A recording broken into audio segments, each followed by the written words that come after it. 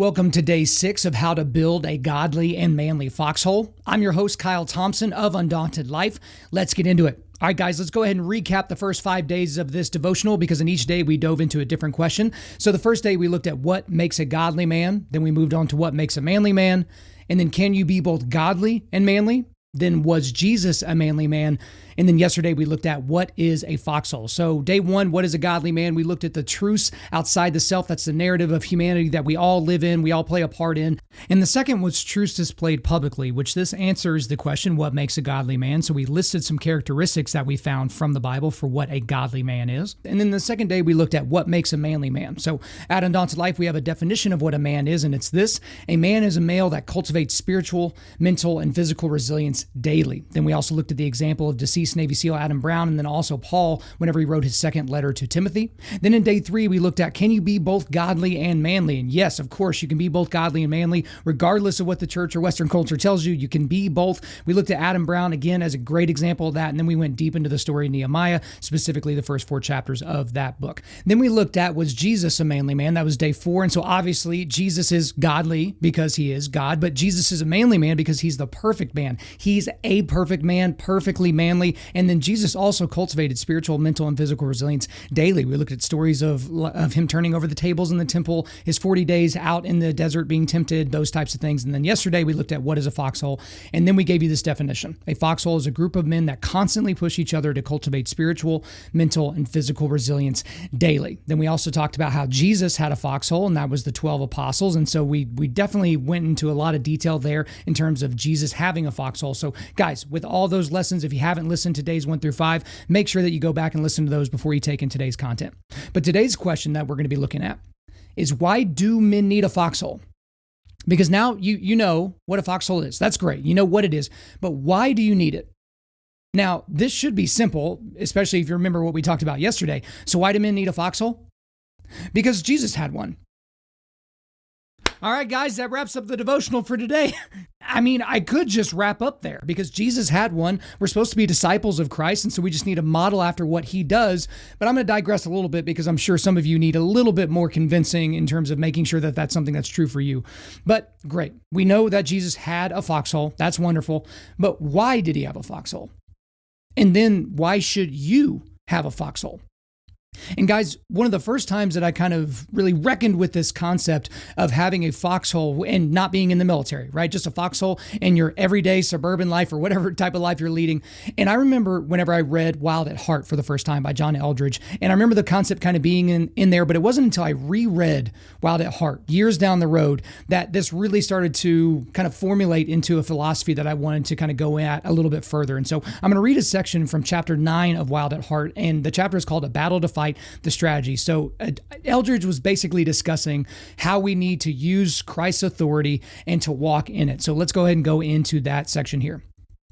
One more thing. Don't even think about going into battle alone. Don't even try to take the masculine journey without at least one man by your side. Yes, there are times a man must face the battle alone in the wee hours of the morn and fight with all he's got. But don't make that a lifestyle of isolation. This may be our weakest point, as David Smith points out in The Friendless American Male. One serious problem is the friendless condition of the average American male. Men find it hard to accept that they need the fellowship of other men. Thanks to the men's movement, the church understands now that a man needs other men, but what we've offered is another two-dimensional solution: accountability groups or partners. Ugh, that sounds so old covenant. You're really a fool and you're just waiting to rush into sin, so we'd better post a guard by you to keep you in line. We don't need accountability groups. We need fellow warriors, someone to fight alongside, someone to watch our back. A young man just stopped me on the street to say, I feel surrounded by enemies and I'm all alone. The whole crisis in masculinity today has come because we no longer have a warrior culture, a place for men to learn to fight like men. We don't need a meeting of really nice guys. We need a gathering of really dangerous men. That's what we need. I think of Henry V at Agincourt. His army had been reduced to a small band of tired and weary men. Many of them are wounded. They are outnumbered 5-1, but Henry rallies his troops to his side when he reminds them that they are not mercenaries, but a band of brothers. We few, we happy few, we band of brothers. For he today that sheds his blood with me shall be my brother. And gentlemen in England now abed shall think themselves accursed they were not here, and hold their manhoods cheap while any speaks that fought with us. Yes, we need men to whom we can bare our souls, but it isn't going to happen with a group of guys you don't trust, who really aren't willing to go to battle with you. It's a long-standing truth that there is never a more devoted group of men than those who have fought alongside one another, the men of your squadron, the guys in your foxhole. It will never be a large group, but we don't need a large group. We need a band of brothers willing to shed their blood with us. So guys, that is just a seminal passage for me. In all the books that I've read and all the books that I've taken in on this subject matter, that right there kind of encapsulates why this is so important. But I have three big takeaways that I took from that passage. The first is being in a foxhole prevents you from being in isolation. And that is a massive problem for so many men. We've mentioned it, several other times in this devotional, that so many men are just alone. And a lone wolf doesn't prosper. We know that. Like we know that in nature, and we know that in our everyday lives. And isolation can be a very dangerous thing, because isolation can lead you deeper into your addictions. It can lead you deeper into your depression. It can lead to some horrific outcomes for your health, potentially even suicide. Most of these people that end up taking their own lives, these weren't people that had a tremendous support system around them. Sometimes that does happen, right? But a lot of these men that take their own life, they feel like they're alone. And part of that is because they're allowing themselves to be alone. And this isolation is an epidemic for a lot of men, because making friends isn't as easy as it was back in high school, or back, when they were in the Army, or back whenever they were playing intramural softball every weekend. It's not as easy now. And that's an issue for a lot of guys. The second big takeaway from this passage is that we need to surround ourselves with dangerous men. Okay, so one of the things that we look at whenever a man is surrounding himself with other men, I don't want to be surrounded with men that I'm worried about what will happen if things pop off, I'll say. If things get dangerous or things become a dangerous situation for me and the people around me, I don't want to look to my left and to my right and think, I don't know if I can trust this guy. I think this guy is going to go hide in the corner. I think this guy is going to leave me on my own here. I don't think this guy is going to be ready to do what he needs to do to make sure that we can all get out of here alive. But the thing about being a dangerous man, most people think like, oh my gosh, that's a horrible thing to say. Why would you want a man to be dangerous? The thing is you want men to be dangerous, but you want them to have it under voluntary control. That's what that means. When we talk about the meek inheriting the earth, we don't understand the word meekness correctly in our modern context, because we look at meek and we think of that as weak. But no, meekness is basically where you are a dangerous person, but you have it under control. You know how to fight in every way that you can fight, but you don't do it unless the situation calls for it, unless it is a righteous thing to do. You need to surround yourself with dangerous men. And the last big takeaway from that section is that we need to be in a group that is forged in warfare. Okay, and I want to kind of throw this out there again. I know people play out the warfare thing again, especially people that have never been to war. But I'm not just talking about warfare in some, godforsaken desert overseas. That's not necessarily what I'm talking about. Okay, what I'm talking about is the warfare for your mind. Are you helping the people around you? Are the people around you helping you control your mind, control your thoughts? To keep you from lusting, to keep you from coveting, to keep you from doing those things that will destroy you from the inside out. It's the warfare of someone who's about to get a divorce, right? Because they just can't reconcile the differences with their spouse. And you draw a line in the sand and you say, no, we're going to fight with you. We're going to fight alongside you, and we're going to help you maintain your covenant. That's what we're going to do. You know what? Your family's going through it right now. There's obviously some spiritual warfare going on in your household. I'm going to come alongside you and help fight this battle against the dark forces using the name of Christ to do so. That's what we need. That's warfare. And guys, those situations will just come up. You're going to suddenly lose a family member. I have people in my foxhole that have lost children, right? Just these horrific situations. That's warfare. The subsequent things that you're having to deal with because you're depressed and you're torn up, that's warfare. And you need a group of guys that's been forged by that. And so all this reminds me of a truly amazing story from the Gospels that I really don't think gets enough play. I mean, I'm trying to think of the last time I had a preacher or a pastor really go through this story, and it's been a while. And so when I went over it, I was like, oh my gosh, this is perfect. So this is what we see in Mark 2, and it's verses 1 through 12. I'll go ahead and read them here. And when he returned to Capernaum after some days, it was reported that he was at home. And many were gathered together so that there was no more room, not even at the door. And he was preaching the word to them. And they came, bringing to him a paralytic carried by 4 men. And when they could not get near him because of the crowd, they removed the roof above him. And when they had made an opening, they let down the bed on which the paralytic lay. And when Jesus saw their faith, he said to the paralytic, "Son, your sins are forgiven."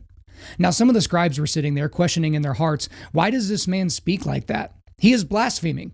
Who can forgive sins but God alone?"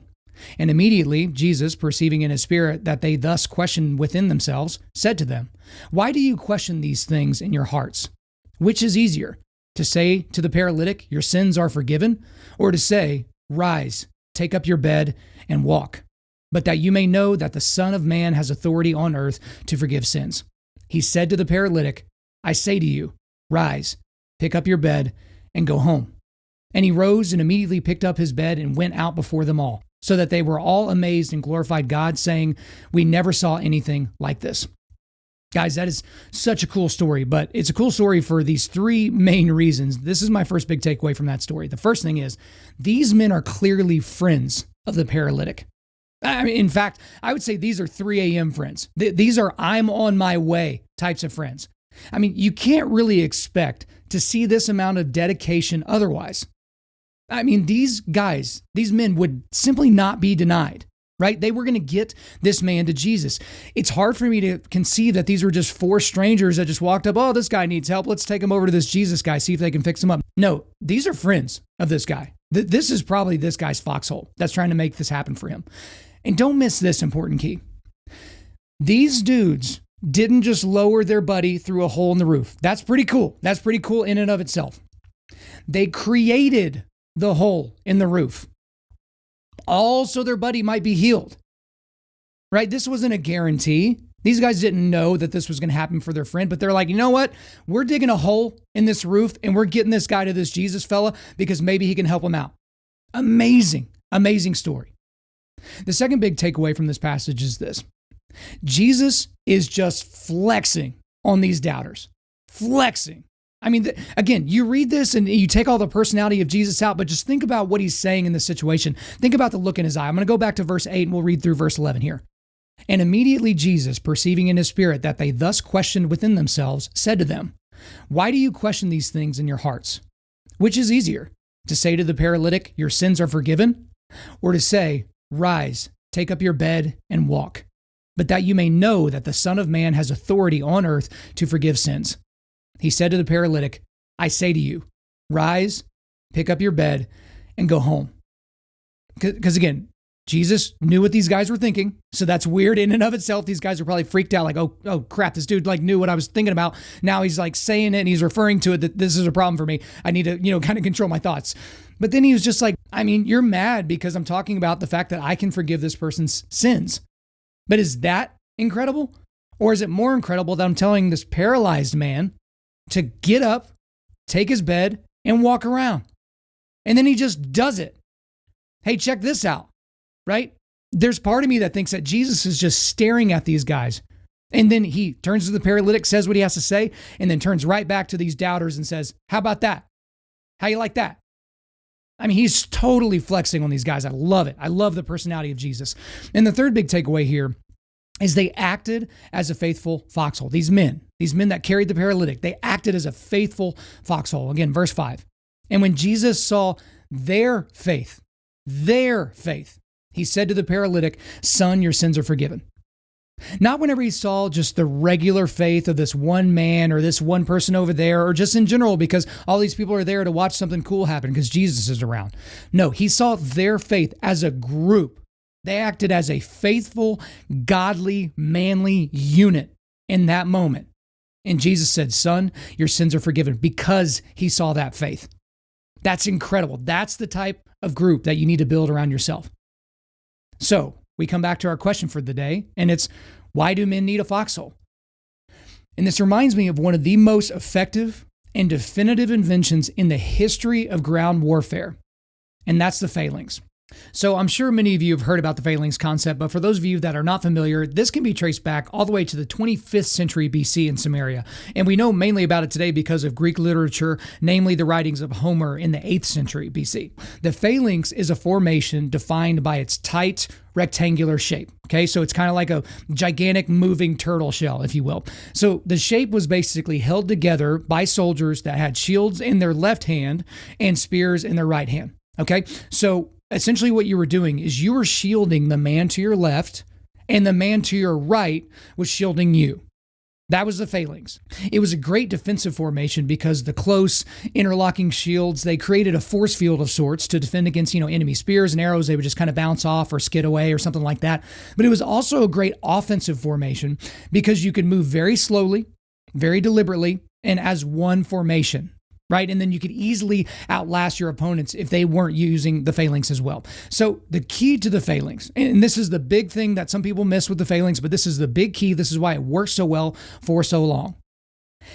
Everyone has to commit 100% to the phalanx. If anyone faltered or ran away, the phalanx would almost immediately shatter. Especially if someone ran away and the gap wasn't filled immediately, the phalanx was going to fall apart. And then you're back to kind of normal warfare at that point. But here's the deal. We also have reports from those days of commanders where they would put family members together side by side on the phalanx so that they would be less likely to flee like a coward if they were charged with defending their father to their left and their son to their right, or maybe their brother or their uncle or their cousin, something like that. It was so important, but everyone knew that if you don't work as a unit, it's going to be a problem. So we're going to put you right next to the people to remind you of the fact that you need to stay in this phalanx regardless of what happens, regardless of the discomfort you might feel or how hard this is, or the fact that maybe you don't even want to be there fighting. We're going to put these people around you so that you don't take off. So here's the point. The point with all of this, really, is that you can't do battle alone. And yes, to the guy listening to this right now, I'm talking to you specifically. You cannot do battle alone. It's not going to work for you long term. It may have worked for you for a little bit, for a small stretch of your life. It's not going to work for you. You need dangerous men around you that are willing to go to battle for and with you. Again, having that band of brothers, that foxhole around you, those dangerous men, that is how you will develop and improve moving forward, regardless of your station in life. And it won't happen by accident either. I mean, foxholes don't just forge themselves. They don't just happen by accident. And tomorrow we're going to talk a whole lot more about that. But if you're going to build and maintain a foxhole, that is a purposeful endeavor. You're meaning to do that in a certain way, in a certain fashion. So, to find out how to build and maintain your foxhole, please do not miss tomorrow. But before you move on to the next thing, here are some questions for you to ask yourself. Number one, have you allowed yourself to become isolated? Now, guys, this should be a decent one for you to answer if you're being honest with yourself. But honestly, you should look at this as indicative of the larger narrative of your life, because you should be able to look around and tell very quickly whether or not you're isolated. And I'm specifically talking about isolated from other dangerous men, because you might be like, well, I'm not isolated. I got my wife. I've got my 2 little kids. I got my dog. Like, I'm not isolated, but you're isolated in terms of having a foxhole, in terms of having people to turn to if things are going wrong with the people inside your house.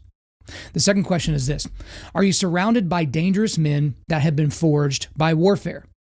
Because some of you guys are surrounded by men, right? Because in terms of the male-female binary, there are men around you. Like, they are in your life, but these aren't dangerous men. These are just dudes. They're just neighbors. They're just coworkers. They're just family members. These aren't people that are forged by warfare. These aren't people that are going to intercede on your behalf spiritually, mentally, or physically. Are you surrounded by guys like that? Or are you surrounded by dangerous men? And the last question is, who to your right is protecting you, and who to your left are you protecting? Again, this is going back to the phalanx, and this is to get you to look internally to be like, who are the guys right next to me that are serving me that I am also serving? Because those guys are going to be there. You need to have those guys in your life. You need to work towards that. But also, this isn't just about being defended. This isn't just about getting your needs met. This is about serving others as well. I want to make sure that you're doing that. All right, guys, for more content like this, check out the rest of our podcast episodes wherever you get your podcasts. And don't forget to leave a review and a 5-star rating. And check out our website at www.Undaunted.Life. Make sure you come back tomorrow for the final day of this devotional, day 7, where we show you how to build and maintain your foxhole. Until then, keep pushing back darkness. Keep forging spiritual, mental, and physical resilience. Keep seeking the Lion of Judah.